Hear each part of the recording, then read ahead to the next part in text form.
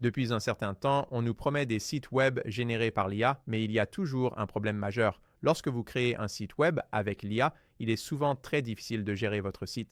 Vous ne disposez pas de beaucoup d'outils d'édition, vous n'avez pas accès à de nombreuses ressources, et à cause de cela, beaucoup de gens continuent d'utiliser WordPress, qui alimente 43% d'Internet, propose des tonnes d'intégrations, des tonnes de plugins. Le SEO est fantastique. Vous pouvez être bien classé sur Google, vous pouvez apparaître dans ChatGPT. Il y a tellement d'options avec WordPress. Donc c'est un peu comme, d'accord, on est en 2025 et tu dois encore apprendre à tout faire sur WordPress. Eh bien, ce n'est plus le cas. Dans cette vidéo, je veux donc te montrer comment utiliser une toute nouvelle plateforme qui vient tout juste d'être lancée. Je l'utilise depuis la version bêta et elle s'appelle Vibe for WordPress. Elle te permet essentiellement d'utiliser l'IA pour créer le site web sur WordPress. Vous bénéficiez donc de tous les avantages de WordPress, de toutes les ressources, de toute la polyvalence, de toute la puissance de WordPress, mais avec toute la simplicité d'utilisation de l'IA pour créer votre site web. C'est donc à la fois personnalisable et facile à mettre en place. Non seulement vous n'avez pas besoin de savoir coder, mais vous n'avez quasiment pas besoin de savoir faire quoi que ce soit pour créer des sites web. Et je vais vous montrer tout ce que vous devez savoir dans cette vidéo. Ainsi, même un débutant absolu pourrait créer un site web en environ 30 minutes ou moins. Maintenant, il y a aussi 4 principaux avantages dont je veux parler. Le premier, comme je l'ai mentionné, c'est que cela s'intègre très bien avec WordPress. C'est une solution tout en un, le seul constructeur natif IA qui propose un CMS complet intégré. Vous pouvez donc créer n'importe quelle mise en page, n'importe quelle animation, n'importe quelle interaction, la gérer entièrement comme vous le souhaitez, puis la lancer instantanément. Deuxièmement, il s'agit d'une solution hébergée tout en un. Cela signifie que vous obtenez votre nom de domaine, votre hébergement, votre SSL, c'est-à-dire le petit cadenas de sécurité en haut. Vous bénéficiez également d'un CDN de sauvegarde et d'une optimisation des performances, tout cela inclus dans ce package. Vous n'avez donc pas à vous inquiéter d'être vraiment coincé ou isolé sur une plateforme étrange. Et vous n'avez pas à vous soucier de connecter votre domaine à autre chose. Tout est réuni au même endroit et tout fonctionne également avec WordPress. Troisièmement, il s'agit entièrement de votre code. Comme je l'ai dit, vous n'êtes pas coincé dans un seul endroit. Si vous décidez de migrer ailleurs, comme c'est un site WordPress, vous pouvez le faire. Les utilisateurs ont donc la pleine propriété du code de leur site web. Et quatrièmement, c'est aussi vraiment très bien pour le white labeling. Si vous dirigez une agence et que vous souhaitez créer des sites web pour d'autres personnes, ou bien nous pourrons parler d'autres options liées au white labeling plus tard dans la vidéo. Mais cela étant dit, passons à mon ordinateur portable et je voudrais commencer. Et dans la description ou le commentaire épinglé, vous pouvez soit appuyer sur Ctrl et cliquer sous Windows ou sur Commande et cliquer sur Mac, ou bien copier-coller simplement le lien dans un nouvel onglet et cela vous amènera sur une page qui ressemble à ceci. Évidemment, la grande boîte au centre est exactement ce que nous allons utiliser. Nous allons y taper notre prompt, par exemple « Génère ton site web ». Peut-être qu'on peut générer, disons, un site web pour un café, juste quelque chose de très simple. Vous pouvez être aussi détaillé que vous le souhaitez. Vous pouvez ajouter beaucoup d'informations ici. Moi, je vais simplement générer un site web de coffee shop. Très bien, vous pouvez voir que c'est en train de se générer juste là. Et pendant que ça se fait, je veux préciser qu'au moment où je réalise cette vidéo, si cela change, je mettrai à jour la description, mais pour l'instant, il faut que ce soit un nouveau compte pour pouvoir accéder à cette fonctionnalité. Les comptes existants n'y ont pas encore accès. Donc, si vous avez déjà un site 10 web et que vous voulez essayer cette nouveauté, créez simplement un nouveau compte, testez-la et cela devrait fonctionner sans problème. Cela nous amène donc à leur petit éditeur de structure de site. Donc, nous pouvons ajouter. Tout d'abord, laissez-moi vous montrer comment cela fonctionne. Chaque petit onglet noir ici correspond à une page différente. On dirait donc que nous avons une page d'accueil, un menu, une page à propos de nous et une page de contact. Donc, peut-être que je veux ajouter une autre page. Vous pouvez cliquer sur Ajouter une page.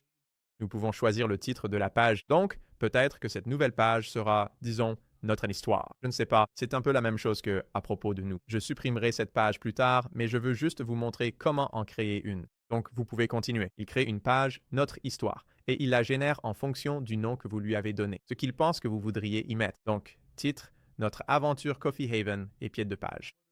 Au fait, nous pouvons changer le nom ici. Alors, changeons le nom de notre site web. Disons que ce sera Mike's Coffee, le site web du café de Mike. C'est informatif. Oui, alimentation et boissons. Nous avons actuellement 5 pages. Allons voir à quoi cela ressemble. Donc, on peut appuyer sur la barre d'espace et cliquer un peu partout si vous voulez déplacer ceci, ou vous pouvez simplement faire défiler vers le haut ou vers le bas. Et si vous voulez ajouter autre chose sur une seule page, donc sur la page d'accueil par exemple, nous avons Bienvenue dans notre café. Cela va être renommé. Évidemment, nous avons la sélection de café. Nous avons les délices de la pâtisserie, les origines de grains.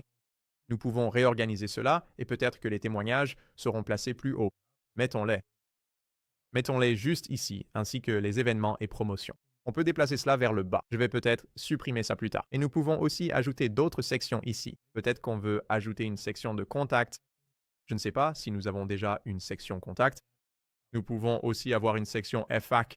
Faisons une section FAQ. Ajoutons celle-ci. Et nous pouvons choisir ce que cela va être. Au fait, vous pouvez simplement le demander et dire « D'accord, dans cette section, nous voulons des questions liées à ce que vous voulez. » Et vous voyez, il suffit de lui dire exactement ce que vous voulez. Dans cette section, disons que beaucoup de gens veulent savoir quand nous sommes ouverts et si notre FAQ, générer des FAQ, voilà. Et une fois que vous avez tout ça, donc vous avez vos pages de site, vous avez tout là, maintenant on peut descendre ici et dire générer. D'ailleurs, on peut toujours personnaliser tout ça plus tard. Ne vous inquiétez pas de passer trop de temps là-dessus. C'est juste pour améliorer un peu la mise en page générale, ce qui est déjà bien mieux que la plupart des sites web générés par IA qui vous donnent juste une sorte de modèle. Celui-ci, vous pouvez vraiment le personnaliser avant même qu'il ne génère quoi que ce soit. Donc, cliquons sur générer. Nous allons devoir créer un nouveau compte ici, donc je vais m'inscrire avec un nouveau... je vais juste m'inscrire avec un email. Vous pouvez vous inscrire avec Gmail si vous êtes sur Google, si vous voulez vous connecter comme ça. Je vais entrer mon adresse email. Très bien, maintenant cliquons sur s'inscrire. Vous pouvez voir une petite barre de progression sympa sur la droite, configuration de l'hébergement, installation de WordPress, préparation de l'environnement du constructeur, génération du site web front-end. Voyons à quoi ça ressemble. Donc il semble que c'est la page qu'il a créée pour nous. Vous pouvez voir qu'il a ajouté une image en haut à droite. Nous pouvons choisir de modifier. Je vais en parler un peu plus dans une minute. Nous pouvons regarder cela en vue mobile ou en vue bureau et c'est un site web responsive pour mobile. Donc le même design rend bien à la fois sur mobile et sur ordinateur. Nous avons aussi nos différentes pages en haut, notre page de menu, notre page de contact. Les différentes pages se trouvent sur ce petit élément en haut. Et puis en ce moment, c'est un site web totalement cliquable. Dans cette petite fenêtre à droite, vous pouvez cliquer dessus. Enfin, là, ça va ouvrir FaceTime. Je vais éviter de faire ça. Mais vous voyez, vous pouvez cliquer sur n'importe quoi ou vérifier ce que vous voulez. Et si nous cliquons sur Sélectionner pour modifier, nous pouvons cliquer sur des éléments et soit utiliser l'IA pour les modifier. Comme vous pouvez le voir, je vais essayer de zoomer là-dessus. Vous pouvez voir ce que je tape ici en bas. Donc je pourrais simplement dire, par exemple, de changer les informations de contact pour n'importe quel email. Vous pouvez aussi le taper vous-même. Vous n'êtes pas obligé d'utiliser l'IA pour modifier les éléments. Je vous montre juste que vous pouvez utiliser l'IA pour modifier à peu près n'importe quoi simplement en cliquant dessus, puis en cliquant sur la petite icône d'IA. Comme une sorte de zone de texte en dessous de ce sur quoi vous cliquez, puis vous tapez ce que vous voulez changer. Je vais vous montrer beaucoup plus d'exemples de cela dans un instant, mais vous verrez sur la gauche que ça fait exactement ce que j'ai dit. Ça met à jour l'email de contact du pied de page avec le nouvel email que je lui ai donné. Attendons une seconde pour voir ce que ça fait. Voilà, c'est modifié. Maintenant, nous pouvons changer le numéro de téléphone. Et là encore, il suffit de cliquer dessus. Vous n'êtes pas obligé d'utiliser la zone de texte en dessous pour l'IA. Vous pouvez simplement taper le nouveau numéro de téléphone, puis cliquer sur Appliquer. Et cela mettra automatiquement à jour l'information. Au fait, chaque fois que vous faites cela, vous devez cliquer sur Enregistrer. Vous recevez une petite notification en bas pour l'enregistrer, mais nous pouvons modifier. Ajoutons simplement un peu plus de texte ici. Il n'est pas nécessaire que ce soit seulement un numéro de téléphone. Je pourrais dire « Appelez-nous », puis taper le numéro de téléphone comme ceci. En dessous, si nous voulons modifier cette prochaine zone de texte, qui était un numéro de téléphone, je pense que j'ai cliqué sur la mauvaise au départ, nous pouvons peut-être y ajouter notre adresse. Nous pourrions donc écrire Broad Street, Philadelphie, Pennsylvanie. Et en fait, laissez-moi ajouter 123 Broad Street, puis cliquer sur Appliquer. Donc, c'est l'emplacement de notre bistrot ici, et puis ici, vous voyez le menu. C'est là que ça devient plus avancé, lorsque vous voulez changer plus que simplement le texte. Peut-être que vous souhaitez ajouter un lien vers notre page YouTube. Et là encore, c'est quelque chose pour lequel j'utiliserai probablement l'IA. Il suffit de le taper et de dire « Voici le lien vers lequel je veux aller », modifie le menu pour qu'il inclue un lien vers notre chaîne YouTube. Puis il suffit d'attendre un instant, il va le faire, et il va simplement l'ajouter en bas. Nous allons tester cela dans un instant. Et vous pouvez voir la progression sur le côté gauche. Donc, il y a en quelque sorte le processus de réflexion de ce qu'il est en train de faire. Et au fait, je sais que je parle beaucoup du pied de page en ce moment. Nous allons refaire tout le site web dans un instant. Et vous pouvez voir juste là, YouTube. Donc, si je vais dedans, je désélectionne ce petit outil de sélection pour éditer. Donc, c'est en fait un site web responsive. Et maintenant, je pourrais simplement cliquer dessus. En fait, il a disparu. Ajoutons-le à nouveau en cliquant sur Aperçu. Restaurons celui-ci. Je pense que je l'ai supprimé par erreur. Mais oui, maintenant, on devrait pouvoir cliquer dessus. Ça ouvrira YouTube dans une nouvelle page. D'accord, donc maintenant de retour sur le site, vous verrez qu'il nous reste peu de crédits en haut.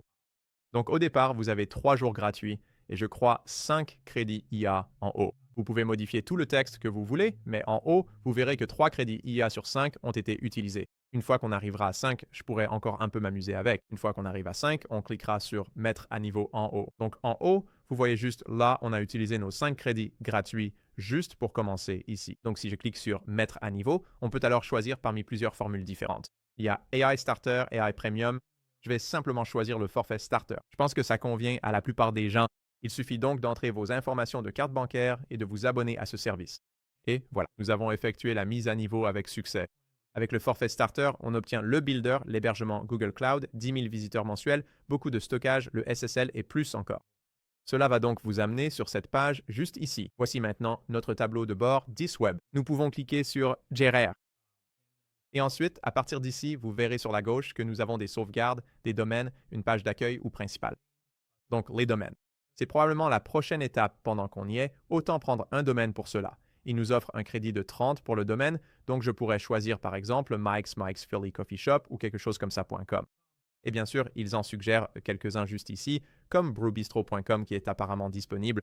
Mais je peux rechercher le domaine et vous pouvez aussi obtenir des domaines ailleurs si vous le souhaitez. Mais je trouve toujours que c'est plus simple d'acheter le domaine directement là où vous hébergez le site web. Cela peut coûter quelques dollars de plus par an, mais honnêtement, cela évite bien des tracas d'avoir à se connecter à plusieurs endroits. Si votre carte de crédit expire, vous devez la changer partout. Avoir tout au même endroit est beaucoup plus simple à mon avis. Donc, nous pouvons entrer nos informations de paiement et voilà, nous avons maintenant phillycoffeeshop.com, c'est notre domaine, ce qui est plutôt génial. Je peux simplement cliquer sur C'est bon et à partir de là, nous pouvons ajouter des sauvegardes. Si vous cliquez simplement sur Sauvegarde en bas à gauche, vous pouvez choisir l'heure de la sauvegarde et cela est inclus dans votre forfait. Vous pouvez obtenir des sauvegardes automatiques tous les jours. Donc, si quelque chose arrive à votre site web, si vous le cassez accidentellement ou autre, vous pouvez simplement restaurer une sauvegarde d'un jour précédent. Je vais donc modifier cela et faire en sorte que la sauvegarde commence à 6 heures tous les jours, un peu à la fin de la journée de travail. Tout ce que j'aurais oublié de sauvegarder sera sauvegardé automatiquement, donc à la fin de la journée de travail, tout ce que j'ai sauvegardé, peu importe, ce sera prêt, sauvegardé à la fin de la journée. Maintenant, nous pouvons vérifier notre domaine, nous devons confirmer notre adresse email, puis vous pourrez en faire le domaine principal. Nous y reviendrons un peu plus tard et nous ferons de phillycoffeeshop.com le domaine principal. Mais pour l'instant, je veux souligner au fait que vous pouvez voir l'option White Label ici. Je l'ai mentionné plus tôt, vous pouvez faire un peu de white labeling. Revenons cependant à l'édition de ce site. Donc, si nous remontons en haut, ici vous pouvez voir le tableau de bord WordPress. Si je clique simplement sur l'icône WordPress juste là depuis DisWeb, cela nous amènera sur le tableau de bord WordPress. Et au fait, je veux dire, WordPress utilise une police de caractère vraiment petite ici. Faisons-la un peu plus grande pour que ce soit plus facile à voir pour vous. Peut-être à 125. Ça a l'air bien. Donc, voici le tableau de bord WordPress. Si vous n'avez jamais utilisé WordPress auparavant, ce qui est probablement le cas si vous regardez cette vidéo, sachez que tout ce dont vous avez besoin se trouve à peu près sur la gauche. Les pages correspondent à peu près à toutes les pages web permanentes que vous avez. Donc essentiellement tout sauf les articles de blog. Ce sera par exemple votre page d'accueil et ce genre de choses. Le tableau de bord, c'est là où vous pouvez voir les mises à jour, tous les types d'extensions qui doivent être mises à jour. Nous avons les articles. Les articles correspondent à tous les types de billets de blog que vous créez.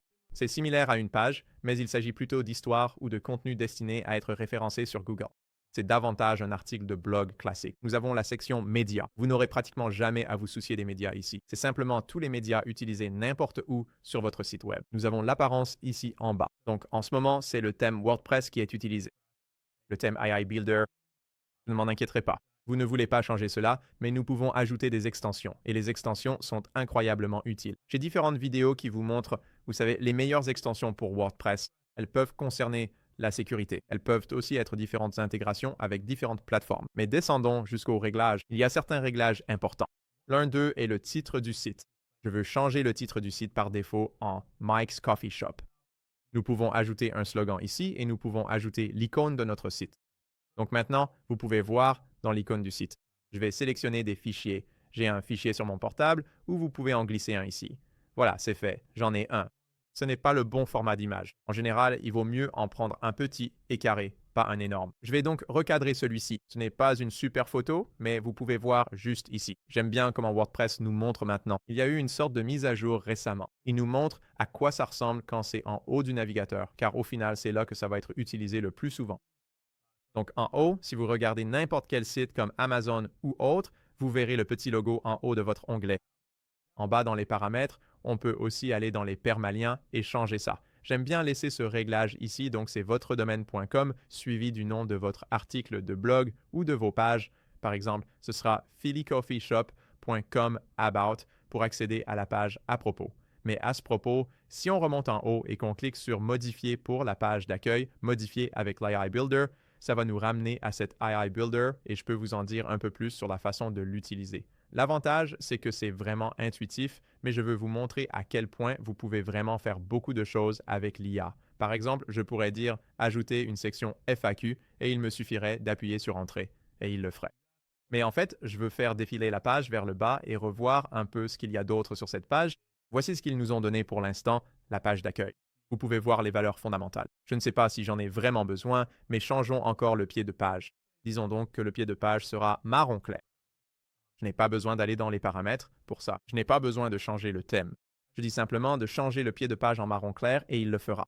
Parfois, il est aussi utile de donner encore plus d'instructions. Donc plutôt que de simplement marron clair, n'hésitez pas à donner le code hexadécimal exact que vous souhaitez ou à vraiment décrire la couleur ou à parler d'une image, d'un fond ou de tout ce que vous voulez.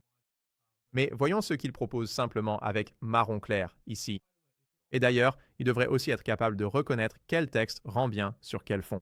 Donc je pense qu'il va probablement changer le texte ici. Comme ça, le contraste est bon.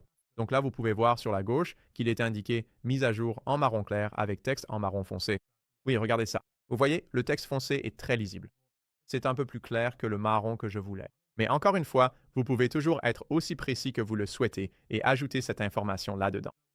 Voyons donc ce qu'on veut encore changer ici. Je veux modifier ceci. Peut-être les valeurs fondamentales, on pourrait simplement les sélectionner et en fait les modifier par le texte.